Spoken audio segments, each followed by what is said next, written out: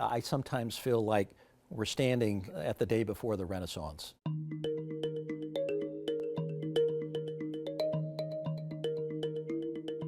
In the last generation, and certainly during my lifetime, we've seen an absolute transformation in the way the world produces products and consumes products, this thing called globalization. And consequently, we've seen the rise of the rest of the world. So there are more competitors out there. There's greater access to cheaper labor, and that has eroded some aspects of our manufacturing prowess, and it's left us with an imbalance of sorts.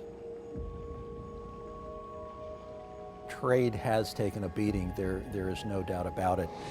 But if we remain an island and isolated from other market opportunities, without being able to economically interact with the other major markets of the world, that vacuum will be filled by someone else.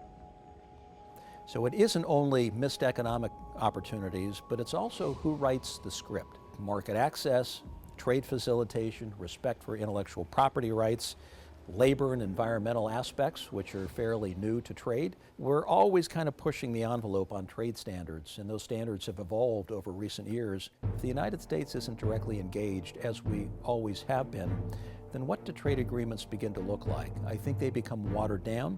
I think they're less effective, and I think it becomes a race to the bottom pretty quickly. We've got to make sure that we have an open door to the rest of the world through H-1B visa programs. The top graduates from foreign schools, we've always benefited generation after generation from those who wanted to leave from their original corner of the world and become part of the American dream. And I think that is as viable today as it has ever been. But we have to make sure on the public policy front that we don't gum it up in ways that turn people away, that cause them to flee to other major markets where we actually would then see a brain drain that would be counterproductive to our economy. I think we're going to experience a type of renaissance in manufacturing, I think largely driven by our input costs, cheaper energy. We have geographically the greatest set of assets in the entire world. But here's what I really think is exciting about our future trade prospects.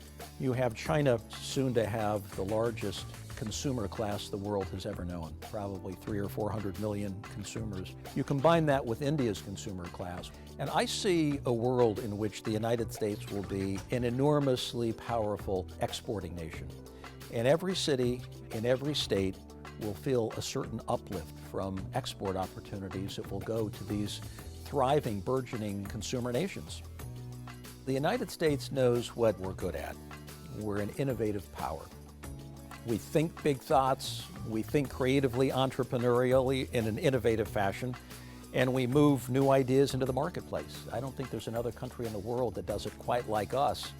We've never stared down a future more promising than what we find today.